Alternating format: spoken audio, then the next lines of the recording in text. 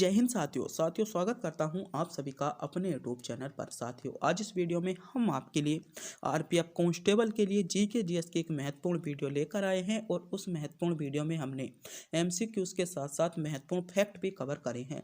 तो मेरे प्यारे साथियों, आज की जो वीडियो होने वाली है, सभी क्वेश्चन आपके जो होने वाले हैं आरपीएफ कांस्टेबल के लिए दावेदार, इंपॉर्टेंट और सेलेक्टेड क्वेश्चन होने वाले हैं। अगर मेरे प्यारे साथियों आप भी इस वीडियो को कवर कर लेते हो तो लगभग 10 से 15 नंबर का जो है आपको आपकी परीक्षा में देखने को मिलेगा। आपके इंपॉर्टेंट फैक्ट हैं, लगभग सभी शिफ्टों में यहाँ से क्वेश्चन देखने को मिलेंगे। तो मेरे प्यारे साथियों, अगर आपका भी आरपीएफ कांस्टेबल का एग्जाम है तो एक बार इस वीडियो को शुरू से अंत तक बिना स्किप किए गए पूरा जरूर देखेगा। तो बिना टाइम गवाए करते हैं वीडियो को स्टार्ट। आपका पहला क्वेश्चन है, निम्नलिखित में से किस वैज्ञानिक यंत्र का उपयोग वायुमंडलीय दाब को मापने में किया जाता है? तो मात्रों से संबंधित आपका जो आरपीएफ एसआई के एग्जाम हुए हैं उसमें हर शिफ्ट में क्वेश्चन देखने को मिल रहा था, क्वेश्चन पूछा जा रहा था मात्रों से संबंधित। तो आपको पता होना चाहिए यंत्रों से संबंधित कि कौन सा यंत्र किसे मापता है। तो पहला क्वेश्चन यही पूछा गया है, वायुमंडल दाब। तो वायुमंडल दाब मापने के लिए जो प्रयोग किया जाता है आपका बैरोमीटर का प्रयोग किया जाता है। बैरोमीटर आपका सी विकल्प में दिया गया है और क्वेश्चन आपकी परीक्षा के लिए दावेदार भी क्वेश्चन होने वाला है, आपको इसके बारे में भी पता होना चाहिए। तो बात करते हैं कुछ महत्वपूर्ण आपके यंत्रों के बारे में, जिनसे संबंधित फैक्टरों के बारे में, जहां से क्वेश्चन आपके लिए पूछा जाएगा और आपके लिए इंपॉर्टेंट हो सकते हैं। जैसे पहला ही है आपका बैरोमीटर। तो बैरोमीटर का जो प्रयोग किया जाता है, वायुमंडल का दाब मापने में बैरोमीटर का प्रयोग किया जाता है। अगला है आपका सिस्मोग्राफ। ये क्वेश्चन इंपॉर्टेंट है, सिस्मोग्राफ। तो सिस्मोग्राफ जो होता है, इसका प्रयोग की बात करें तो भूकंप की तीव्रता मापने के लिए सिस्मोग्राफ का प्रयोग किया जाता है। अगला है आपका ऑडियोग्राफ। तो बात करें ऑडियोमीटर की, तो ऑडियोमीटर का जो प्रयोग किया जाता है पहिए वाली गाड़ी द्वारा चली गई दूरी को मापना, यानी जो पहिए वाली गाड़ी होती हैं उनके द्वारा चली गई दूरी होती है, उसका प्रयोग किया जाता है आपका ऑडियोग्राफ। ऑडियोमीटर में से आपके मापा जाता है। बात करें ऑडियोमीटर की, तो ओडोमीटर और ऑडियोमीटर में अंतर है। ऑडियोमीटर से ध्वनि की तीव्रता मापते हैं और ओडोमीटर से चली गई दूरी। बात करें ग्रेवी आपकी मीटर के, तो पानी की सतह पर उपस्थित तेल का पता लगाने के लिए प्रयोग किया जाता है और ये आपके लिए सेलेक्टेड होने वाला है, क्योंकि इसका अधिकांश बच्चों को पता नहीं होगा कि ग्रेविमीटर। तो ग्रेविमीटर पानी की सतह पर उपस्थित तेल का पता लगाने के लिए इंपॉर्टेंट है, सेलेक्टेड है। ये क्वेश्चन आपके लिए दावेदार आपका कांस्टेबल के लिए होने वाला है, आपको पता होना चाहिए। एक्टिनोमीटर बात करें तो सूर्य किरणों की तीव्रता मापने निर्धारण है। तो एरोमीटर का वायु तथा गैसों के भार का घनत्व मापने में, बैरोमीटर वायुमंडलीय दाब मापने में, और आपका टेसियोमीटर भी इंपॉर्टेंट है मृदा की आपकी नमी मापने में। तो दो मात्रक आपके ऐसे हैं जो आपसे क्वेश्चन पूछा जा सकता है तो आपके लिए सभी सेलेक्टेड, मगर इन दो पर विशेष ध्यान दीजिएगा। तो मेरे प्यारे साथियों, अगर आप भी हमारे चैनल पर नए हो, पहली बार वीडियो पर विजिट किया है तो चैनल को सब्सक्राइब करें, वीडियो को लाइक करें, क्योंकि चैनल को सब्सक्राइब करने में, वीडियो को लाइक करने में आपका किसी भी प्रकार का कोई पैसा नहीं जाता, नहीं हमको मिलता है। बस हम इससे मोटिवेट होते हैं और आपके लिए सेलेक्टेड से सेलेक्टेड इंपॉर्टेंट और महत्वपूर्ण क्वेश्चन लाने की कोशिश करते हैं। तो प्लीज़ एक बार चैनल को सब्सक्राइब जरूर करें। अगला क्वेश्चन देखते हैं। अगला क्वेश्चन है, भारत की आपकी 2011 की जनगणना के अनुसार किन राज्यों में आपका समूह की आपकी जनसंख्या सर्वाधिक अधिक थी? तो किस राज्य समूह की? तो उत्तर प्रदेश और महाराष्ट्र। उत्तर प्रदेश और महाराष्ट्र की जो आपकी जनसंख्या थी सर्वाधिक अधिक थी, या उत्तर प्रदेश और बिहार था? बताइएगा किसकी थी दोनों में। तो आपका सही जवाब क्या होगा? उत्तर प्रदेश। और अगर हम बात करें तो उत्तर प्रदेश महाराष्ट्र, इसमें आपका करेक्ट जवाब हो जाता है, बी विकल्प आपका करेक्ट जवाब होगा। तो बात करते हैं 2011 की जनगणना से इंपॉर्टेंट फैक्टों के बारे में, सेलेक्टेड क्वेश्चनों के बारे में जो आपसे क्वेश्चन पूछे जा सकते हैं। जैसे पहला क्वेश्चन तो है, सर्वाधिक जनसंख्या वाला राज्य उत्तर प्रदेश आपका हो जाएगा। 2011 की जनगणना के अनुसार सर्वाधिक लिंगानुपात वाला राज्य मोस्ट क्वेश्चन है, क्वेश्चन दावेदार है, एक ना एक शिफ्ट में देखने को मिल जाएगा। तो सर्वाधिक जो लिंगानुपात था केरल का था, सर्वाधिक लिंगानुपात कहाँ का था? केरल का था। और सबसे कम कहाँ का था? तो सबसे कम अगर लिंगानुपात पूछ लिया जाए तो हरियाणा का था। तो क्वेश्चन पूछा जा सकता है, क्वेश्चन दावेदार है, इंपॉर्टेंट है, 1084। बात करें सर्वाधिक शिशु लिंगानुपात वाला राज्य, आपका अरुणाचल प्रदेश हो जाएगा 972। क्वेश्चन पूछा जा सकता है सर्वाधिक लिंगानुपात वाला राज्य कौन सा हो जाएगा, अरुणाचल प्रदेश हो जाता है। बात करें सर्वाधिक साक्षरता प्रतिशत वाला राज्य, केरल 94%। क्वेश्चन दावेदार है, सेलेक्टेड है, ये क्वेश्चन आपको आपकी परीक्षा में देखने को मिल ही जाएगा। अगला क्वेश्चन है न्यूनतम महिला साक्षरता वाला राज्य बिहार होगा 51.5%। और सर्वाधिक अनुसूचित या एससी जाति वाला जो राज्य है उत्तर प्रदेश है। आपको ध्यान रखना है, ये क्वेश्चन आपसे आरपीएफ परीक्षा में सीधे छप चुका है, ये क्वेश्चन तो छप चुका है। क्वेश्चन पूछा जाएगा सर्वाधिक अनुसूचित जाति यानी एससी जनसंख्या वाला राज्य उत्तर प्रदेश आपका होगा। सर्वाधिक नगरीय जनसंख्या वाले की बात करें तो महाराष्ट्र होगा। सर्वाधिक ग्रामीण जनसंख्या की बात करें हिमाचल प्रदेश होगा, जिसके हिमाचल प्रदेश के लगभग 90% लोग आपके ग्रामों में क्या करते हैं, यानी ग्रामीण जनसंख्या में निवास करते हैं। अगला क्वेश्चन है निम्नलिखित में से कौन सा बैंक विकास ऑफ बैंक है, तो आपका औद्योगिक बैंक हो जाएगा। और कुछ महत्वपूर्ण बैंक जो आपके सामने हम लेकर आए हैं, इनकी डेट है, इनकी स्थापना वर्ष आपके लिए बहुत ज़्यादा सेलेक्टेड होने वाले हैं, क्योंकि आरपीएफ कांस्टेबल के लिए एक क्वेश्चन तो आप यहाँ से मानकर चलिए जगह, एक क्वेश्चन की दावेदारी है, एक क्वेश्चन यहाँ से आपको आपकी शिफ्ट में देखने को मिले ही जाएगा, क्योंकि ये क्वेश्चन यहाँ से बैंकों से संबंधित भी आपको आरपीएफ एसआई में लगभग 5 से 6 शिफ्टों में आपको जो है डिफरेंस प्रकार के क्वेश्चन मिले थे। जैसे पहला है बैंक ऑफ हिंदुस्तान की स्थापना की बात करें तो बैंक ऑफ हिंदुस्तान की जो स्थापना हुई थी आपकी 1770 में बैंक ऑफ हिंदुस्तान की स्थापना हुई थी, आपको पता होना चाहिए। दूसरी बैंक है इलाहाबाद बैंक। तो बात करें इलाहाबाद बैंक की स्थापना को लेकर तो आपका 24 अप्रैल 1865 में 24 अप्रैल 1865 में इलाहाबाद बैंक की स्थापना हुई थी। पंजाब नेशनल बैंक की बात करें तो पंजाब नेशनल बैंक की जो स्थापना हुई थी 19 मई आपकी 1894 में। कैनरा बैंक की स्थापना जो हुई थी 1906 में हुई थी। और इंडियन बैंक की स्थापना आपकी 15 अगस्त आपकी 1907 को हुई थी। ये क्वेश्चन आपके लिए दावेदार है, मोस्ट है, ये पूछा जा सकता है। अगला है बैंक ऑफ बड़ौदा, भी आपसे बहुत ज़्यादा पूछा जाता है 1908 में 20 जुलाई। बैंक ऑफ बड़ौदा से रिलेटिव आपका जो है रेलवे एग्जाम बहुत ज़्यादा क्वेश्चन पूछता है, तो बैंक ऑफ बड़ौदा से आपसे क्वेश्चन पूछा जा सकता है। सेंट्रल बैंक ऑफ इंडिया भी इंपॉर्टेंट है, आपकी स्थापना 1911 में हुई थी। इंपीरियल बैंक तो बहुत ही ज़्यादा इंपॉर्टेंट हो जाएगा, तो इंपीरियल बैंक की स्थापना जो हुई थी आपकी 27 जनवरी आपकी 1921 में आपकी इंपीरियल बैंक की स्थापना की गई थी। और बहुत ज़्यादा इंपॉर्टेंट आपका आरपीएफ कांस्टेबल के लिए इंपीरियल बैंक होने वाला है। आपका रिजर्व बैंक ऑफ इंडिया की बात करें तो 1 अप्रैल 1935 हो जाएगा। और बैंक ऑफ महाराष्ट्र बहुत ज़्यादा सेलेक्टेड 1935 में स्थापना की गई थी। स्टेट बैंक ऑफ इंडिया की स्थापना जो की गई थी 1 जुलाई 1955 में की थी। और ये क्वेश्चन आपके लिए इंपॉर्टेंट मोस्ट महत्वपूर्ण क्वेश्चन, इस क्वेश्चन को कहूँगा जो आपसे आपकी परीक्षा में पूछा जा सकता है। अगला क्वेश्चन है निम्नलिखित में से किसने हाल ही में रक्षा सचिव के रूप में कार्यभार संभाला। दावेदार क्वेश्चन है, मोस्ट क्वेश्चन है, 100% इस क्वेश्चन के मैं चांसेस लेता हूँ, 100% क्वेश्चन को मैं कह सकता हूँ आपको क्वेश्चन देखने को मिलेगा। निम्नलिखित में से हाल ही में रक्षा सचिव, तो रक्षा सचिव के रूप में जो नियुक्त किया है मेरे प्यारे साथियों राजेश कुमार सिंह को। राजेश कुमार सिंह को हाल ही में रक्षा सचिव के आपके रूप में नियुक्त किया है, तो रक्षा सचिव के रूप में नियुक्त किया है, बी विकल्प आपका करेक्ट जवाब होगा।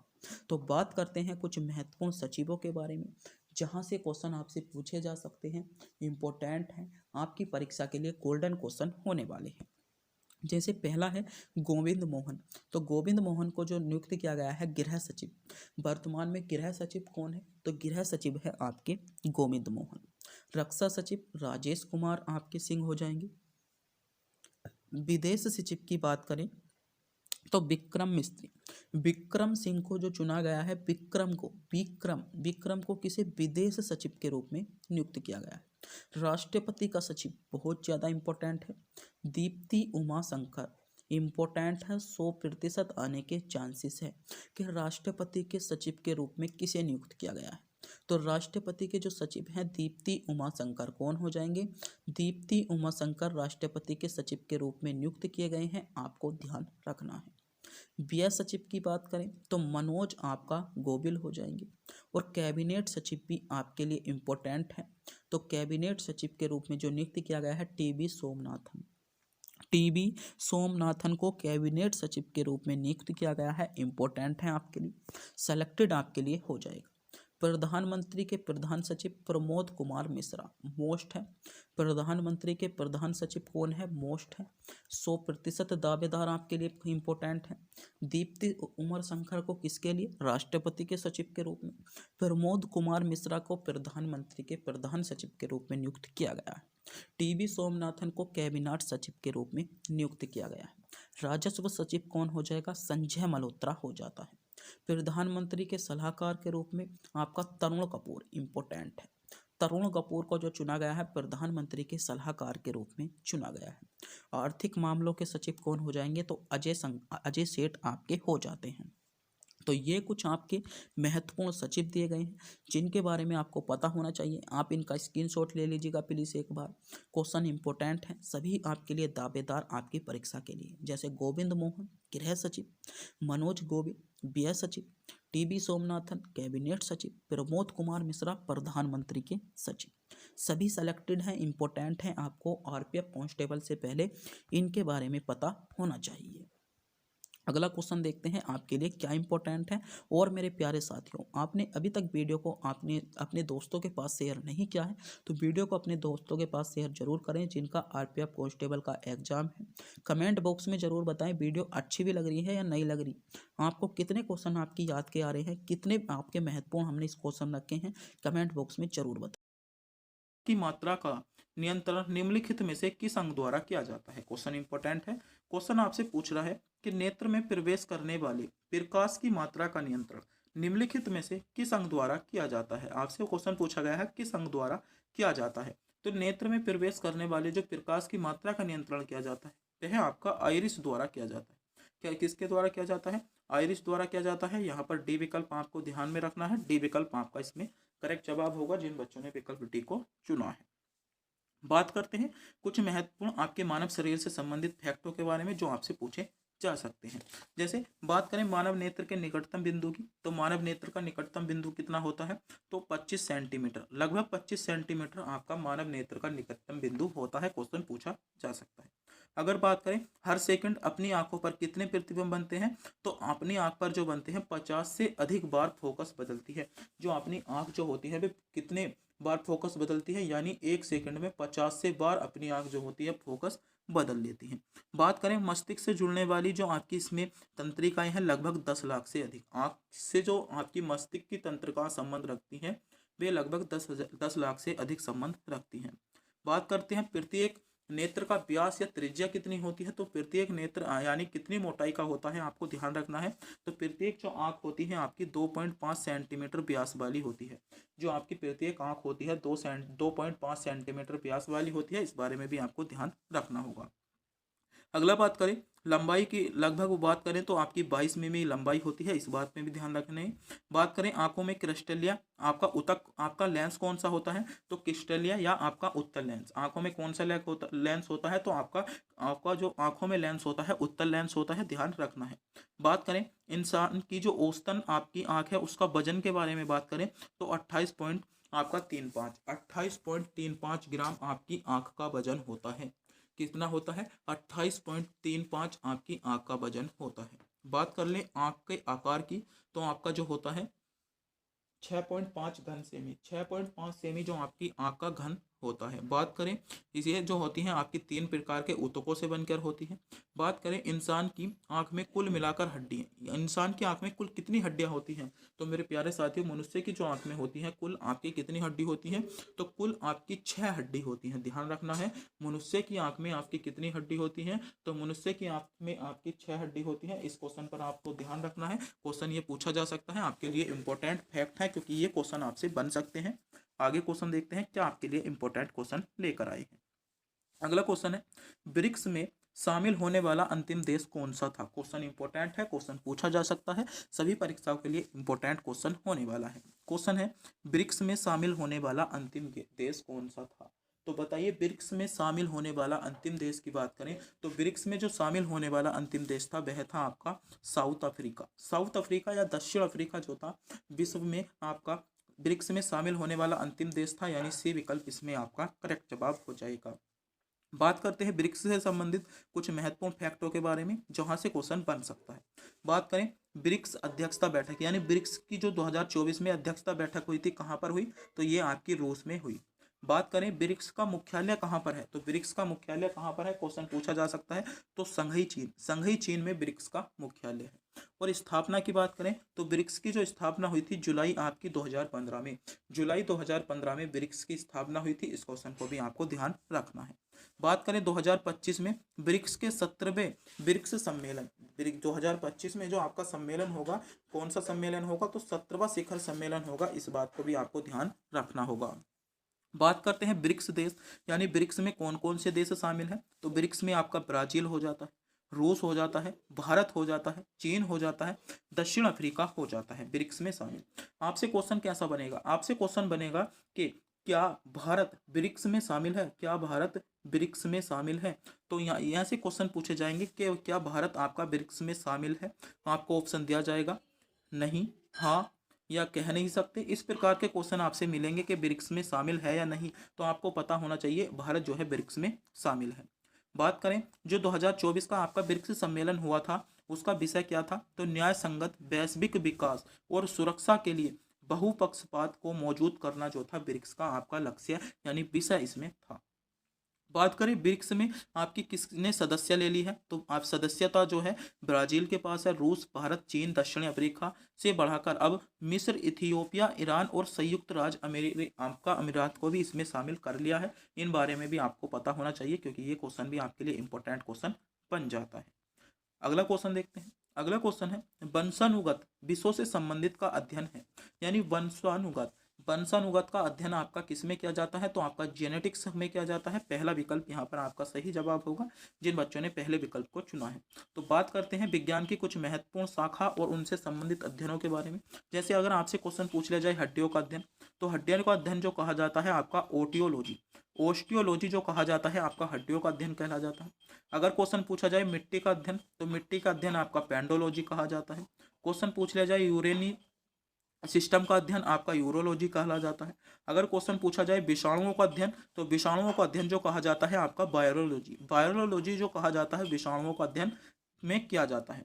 बात करें यहीं पर पृथ्वी के संरचना का अध्ययन, तो पृथ्वी की जो संरचना होती है, अगर हम इसके अध्ययन की बात करें तो पृथ्वी की जो संरचना का अध्ययन कहलाता है जियोलॉजी जो कहलाता है आपका पृथ्वी की संरचना का अध्ययन कहलाता है।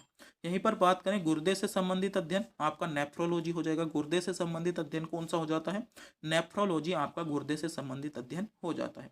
पक्षियों का अध्ययन की बात कर लें तो ओर्निथोलॉजी आपका पक्षियों का अध्ययन होगा। आपका जीवाश्मों की बात कर लें तो आपका पैलियोटोलॉजी जीवाश्मों का अध्ययन हो जाता है। और कीटों का अध्ययन आपका एंटोमोलॉजी आपका कीटों का अध्ययन हो जाता है। इस बारे में आपको ध्यान रखना है, ये आपकी कुछ महत्वपूर्ण शाखा है। आप हमें इनको टेलीग्राम चैनल पर भी घेर देंगे, वहां से जाकर भी आप इनको देख सकते हो। आगे बढ़ते हैं। अगला क्वेश्चन है मानव शरीर में मांसपेशियों की संख्या कितनी होती है, तो बात करें मानव शरीर में मांसपेशियों की संख्या आपकी 639 होती है। डी विकल्प आपका करेक्ट जवाब होगा। बात करें मानव शरीर से संबंधित कुछ महत्वपूर्ण संबंधित आपके इंपॉर्टेंट क्वेश्चन, मानव शरीर के हृदय कितनी बार धड़कता है, सभी को पता होगा लगभग 72, 1 मिनट में 72 बार धड़कता है। अगला है स्वस्थ मनुष्य की श्वसन दर, तो स्वस्थ मनुष्य की जो श्वसन दर होती है 1 मिनट में आपकी 16 से 18 बार, 1 मिनट में 16 से 18 बार जो है स्वस्थ मनुष्य सांस ले सकता है। बात करें मस्तिष्क का वजन आपका 1350 से 1400 ग्राम होता है। सबसे बड़ी हड्डी की बात करें तो फीवर जो जांग में सबसे बड़ी हड्डी होती है। सबसे छोटी हड्डी आपकी स्टेपिज आपकी कान में मध्य कान में आपकी होती है। बात करें सबसे मजबूत हड्डी आपकी जबड़े की जो हड्डी होती है सबसे मजबूत हड्डी होती है। और शरीर का सबसे कठोर तत्व आपका एनोमिल सबसे कठोर तत्व होता है। बात करें मनुष्य का सौंदर्य, यानी जो मनुष्य का सौंदर्य होता है उसका अध्ययन जो किया जाता है किससे किया जाता है, तो ये आपका कैलोलॉजी से किया जाता है। और सामान्य मनुष्य का रक्त आपका चाप कितना होता है, तो आपका 120 से 80 आपका प्रति सेकंड होता है। बात करें शरीर में रक्त आपका परिवहन लगभग जो आपका यानी शरीर में एक बार रक्त छनने के बाद दोबारा जो रक्त छनता है, यानी एक बार जैसे हमारी अंगुली है, अंगुली में एक बार रक्त आ गया, उसके बाद अंगुली में वही रक्त कब आएगा, तो 23 सेकंड बाद आएगा।